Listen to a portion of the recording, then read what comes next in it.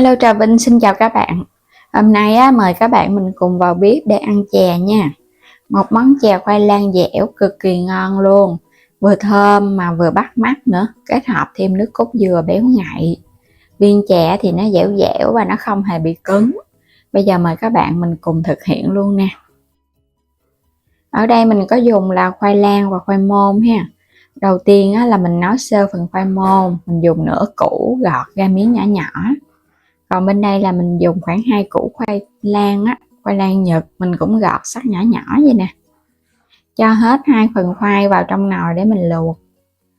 Hai loại này thì nó chín chắc cũng lượt à. Các bạn sẽ nấu nha, mình nấu cho nó sôi khoảng 20 phút.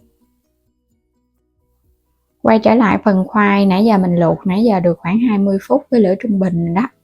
Bây giờ các bạn sẽ vớt nó lên nha, nó chín á, nó bể ra luôn rồi nè. Nó chín vậy thì mình tán nó dễ lắm.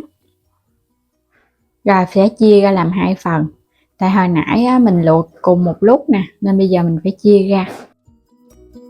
Trong lúc khoai còn nóng thì các bạn cứ tán mịn nha. Khoai môn này là khoai môn cao nên nó thơm và nó có cái độ bột bột á. Tán nó cũng dễ lắm. Khoai lang cũng vậy luôn, mình cũng tán mịn ra luôn nha. Mình nấu nó chín mềm lắm rồi nên là làm nó cũng dễ, nó không có bị cứng đâu. Tán chút xíu à. Cho phần khoai lang vào trong cái thau nè. Bây giờ bắt đầu mình sẽ đi trộn bột luôn. Khoai lang thì tinh bột nhiều hơn khoai môn. Rồi cũng cho phần khoai môn vào thau luôn ha. Để kết hợp thì mình sẽ có thêm bột năng. Còn nếu các bạn thích nó dẻo nhiều thì mình dùng bột nếp. Ở đây là mình sẽ dùng 1 chén bột năng cho cái phần khoai môn. Còn khoai lang thì mình cũng dùng 1 chén luôn. Rồi trộn sơ lên cái phần khoai lang này là mình thấy nó sẽ hút nước nhiều nè. Còn khoai môn thì nó bản thân nó đã có nước sẵn rồi nên nó hút bột nhiều. Trộn đều hai loại luôn ha.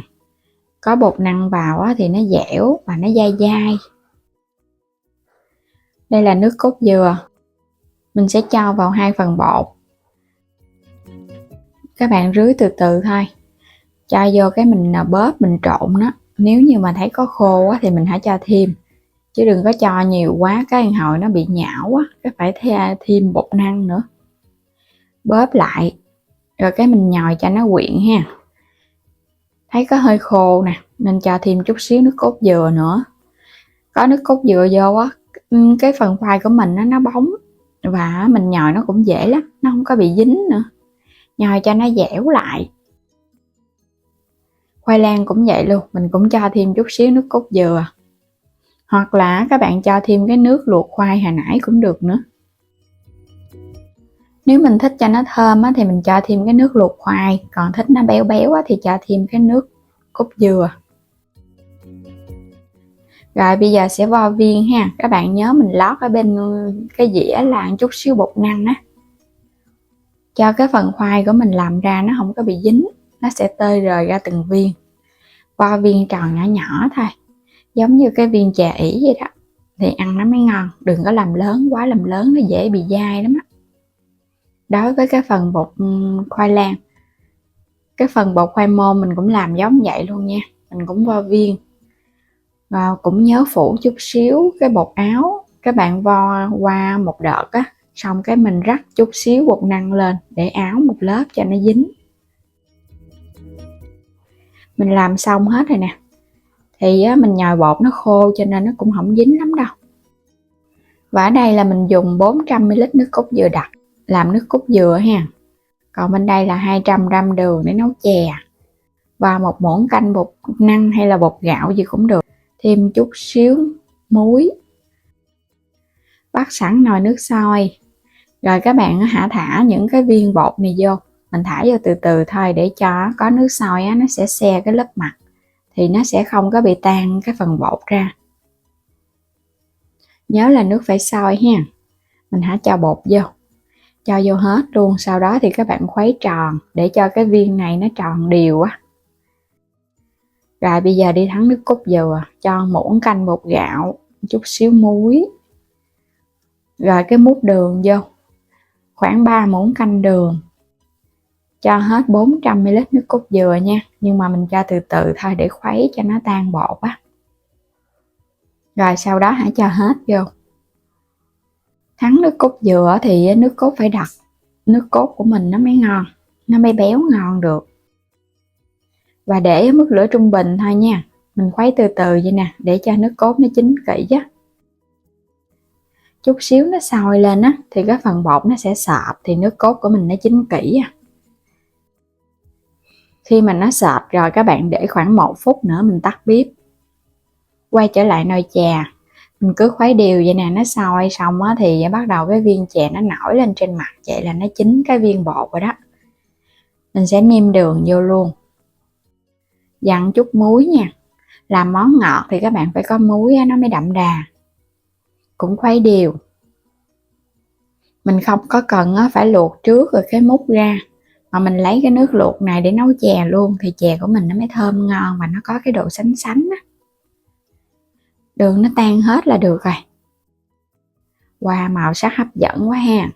Màu tím của khoai môn kết hợp với màu vàng tự nhiên từ khoai lang nè, quá chừng ngon luôn.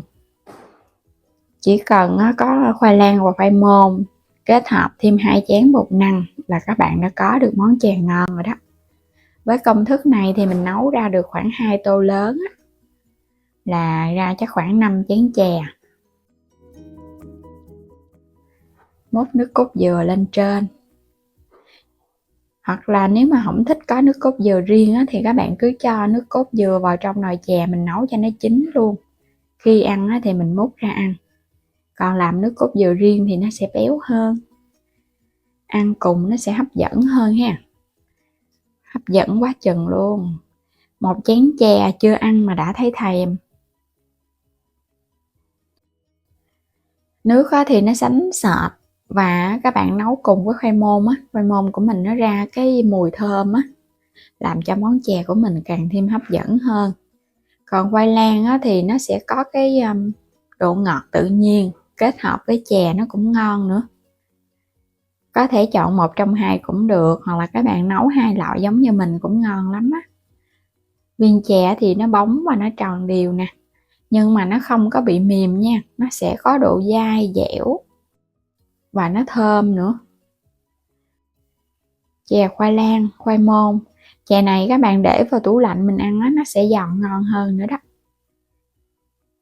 Và bây giờ thì mình chúc các bạn ngon miệng nha. Vui lòng đăng ký kênh Alo Trà Vinh và Alo Trà Vinh 2 ủng hộ mình. Chào các bạn. Hôm nay thì mình chia sẻ cái món thạch rau câu nè. Rau câu được kết hợp với khoai môn. Mình làm theo kiểu này mình thấy có cái độ giòn, dẻo và đặc biệt các khoai nó bùi bùi thơm phức luôn. Bây giờ mời các bạn mình cùng vào bếp để thực hiện luôn nha. Ở đây là mình có nửa cái củ khoai môn cao ha, khoảng 300g thôi. Nếu mà dùng nhiều thì các bạn làm cái lượng rau câu của mình nó nhiều dữ lắm, nên là ăn nó không ngon đâu. Mình dùng nửa củ là nó vừa. Công thức này tại vì mình dùng có 1 gói rau câu à. Xắt nhỏ ra rồi cho hết vào trong nồi. Các bạn sẽ thêm nước vô ha, để mình nấu cho nó nhanh chín á. Khoai môn thì mình nấu khoảng 15 phút là nó chín mềm vậy nè. Còn nếu hấp thì nó hơi lâu hơn chút xíu. Nấu thì nó nhanh. Rồi bây giờ sẽ cho hết vào trong cối. Các bạn sẽ xay nó ha. Rau câu thì mình dùng 2 loại. Một loại là rau câu giòn Ara. Còn bên đây là cái loại rau câu dẻo jelly. Thì hiệu nào các bạn dùng cũng được hết. Bên đây là nửa chén đường. Và 500ml nước lá cẩm. Thì mình nấu ra từ một nắm lá cẩm tươi nó sẽ có màu đẹp. 300ml nước cốt dừa. Mình dùng cái loại nước cốt nhất ha, cho nó béo. Sữa tươi thì mình dùng ở đây khoảng nửa gói thôi. Phần rau câu các bạn dùng cái Aga hiệu này cũng ngon luôn. Mình dùng cái loại này thì nó sẽ giòn nhiều hơn chút. Một gói này mình chia 3 phần, 1 muỗng cà phê dừa 3g. 2 loại là 6g. Rồi đường thì các bạn cũng chia ra luôn. Một phần là mình cho màu trắng nước cốt dừa sữa, còn một phần là mình cho cái nước lá cẩm. Bên đây thì mình sẽ cho hết 300ml nước cốt dừa. Rồi các bạn khuấy cho cái phần rau câu nó hòa tan trước. Đối với cái loại agar thì nó cũng không có vón cục nên nó cũng dễ. Nồi bên đây á, thì mình cũng cho vào 300ml nước lá cẩm nè, còn chừa lại 200 nha. Khuấy đều cho nó hòa tan cái phần rau câu trước một cái, rồi mình để qua một bên cho nó nở. Còn này á, là khoai môn nãy mình xay ra trước cho nó mịn. Rồi các bạn sẽ cho cái phần rau câu còn lại vô đây là 4g ha. Cho vô chén đường luôn. Rồi mình trộn sơ trước một cái ha, tại vì cho vô khoai môn cho nó nhanh tan đó. Trộn sơ rồi sau đó sẽ cho hết vô trong cái nồi khoai môn hồi nãy mình xay nè. Các bạn sẽ thêm vào 200ml nước lá cẩm hồi nãy mình chừa lại vào trong cái nồi này. Khuấy đều lên cái.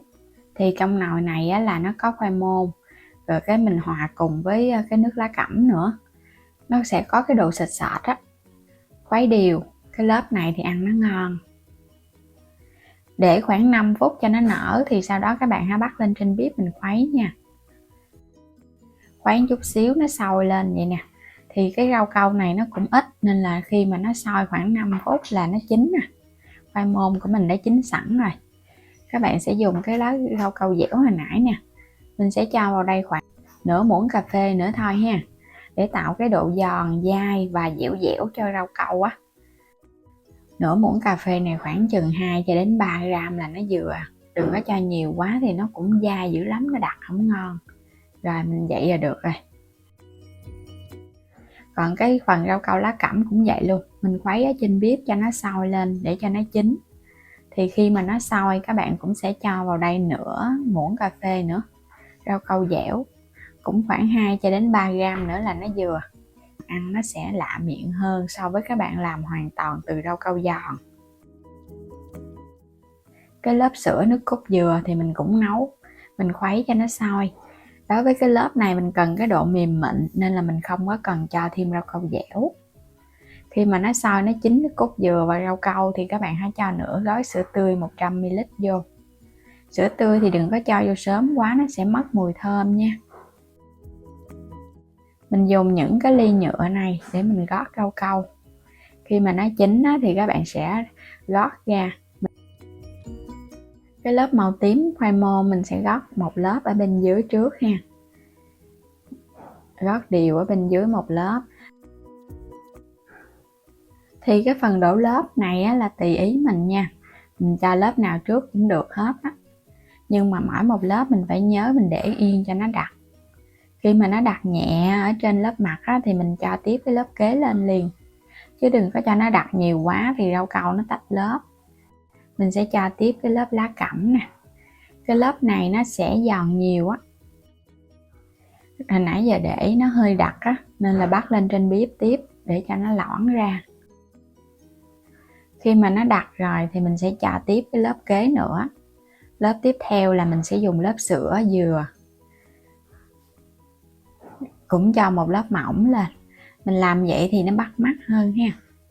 Lớp khoai môn, sau đó thì tới lớp lá cẩm. Rồi tiếp theo là lớp sữa. Nó hòa quyện thì các bạn dù là đổ khuôn hoặc là mình đổ ly, ăn nó cũng ngon nữa, nó đều á. Tới lớp lá cẩm. Và tiếp theo là lớp khoai môn. Rồi cái màu tím của lá cẩm kết hợp với khoai môn xay các bạn ra cái màu cực kỳ hấp dẫn luôn á. Nó ra màu tím cà. Còn cái màu lá cẩm nguyên thủy thì nó sẽ hơi đậm. Rồi tiếp theo là lớp sữa. Mình đổ xen kẽ vậy nè, cái ly trong nên là nhìn nó cũng dễ nữa.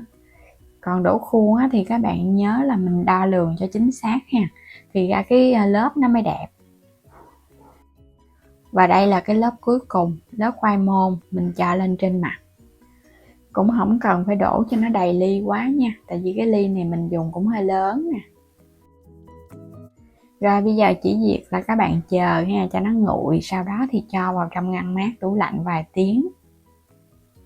Đây là cái phần rau câu mình đã lấy từ tủ lạnh ra. Đó, rau câu đặc ngon quá chừng, màu sắc cũng bắt mắt hấp dẫn nữa ha. Các lớp nó đều nhau và nó xen kẽ cái màu trắng sữa đó, nên là nhìn nó ngon. Các bạn ăn nó cũng có độ béo nữa. Rau câu mình đổ kiểu này là ăn ngon lắm. Dù các bạn để tủ lạnh vài ngày hoặc là một tuần lễ ăn vẫn thơm ngon luôn á. Ở trong rau câu nó có khoai môn nè, kết hợp thêm sữa dừa, có độ giòn, dẻo và dai, cùng với cái độ bột bột từ khoai môn, ăn nó ngon hơn so với các bạn làm một đạo rau câu nha. Còn mà mình thấy cái khoai môn á là phải làm hơi mềm mềm, đừng có làm cứng quá ăn không ngon. Còn cái lớp lá cẩm hoặc là lớp sữa thì các bạn có thể làm giòn nhiều cũng được. Đây, nhìn ngon quá ha. Dù là các bạn để ăn nguội hoặc là mình ăn mới vừa đặt cũng ngon luôn. Nó không có cứng á, nó mềm mềm dẻo dẻo á, hòa cùng với cái vị khoai môn nữa, thơm phức à. Ăn rất là hấp dẫn luôn. Nếu mà bạn nào chưa thử qua cái món rau câu khoai môn này á, thì cứ làm ăn thử ha. Hoặc là mình làm mình cho vào trong bánh lọt uống cũng ngon nè, cho vào trong trà sữa uống cũng ngon luôn. Thì mình chúc các bạn ai cũng thành công ngon miệng nha. Bây giờ thì cảm ơn các bạn đã theo dõi hết video của mình. Nếu như chưa đăng ký thì vui lòng đăng ký ủng hộ Alo Trà Vinh và Alo Trà Vinh 2. Xin chào tạm biệt và hẹn gặp lại các bạn ở những video tiếp theo.